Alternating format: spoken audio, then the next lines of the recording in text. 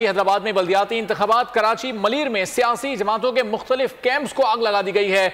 Malir city अलीमाबाद में सियासी जमात के 2 कैंप जला दिए गए। 2 पोलिंग कैंप अल्फला थाने की हुदूद और 4 सऊदाबाद की हुदूद में शामिल हैं और मलीर में जलाए जाने वाले कैंप्स की तादाद अब 7 हो गई है। बिल्कुल, ये तशवीशनाक सूरत हाल है। कराची हैदराबाद में बल्दियाती इंतखाबात। मलीर में सियासी जमातों के मुख्तलिफ कैंप्स को आग लगा दी गई है।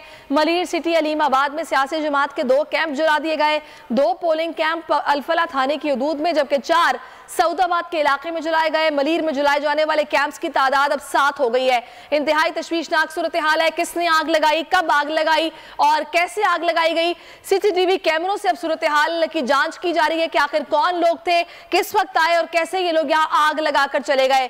1 ना 2 बल्कि 7 पोलिंग कैंप्स हैं जहां पर मुख्तलिफ जमातों के कैंप्स से आग लगाई गई है और आप मनाजिर भी देख सकते हैं कि सब कुछ जलकर राख हो चुका है। और ये मनाजिर अब से कुछ देर पहले के हैं। सऊदाबाद में 4 सियासी जमात के पोलिंग कैंप हैं जहां पर आग लगाई गई। और कराची से एक और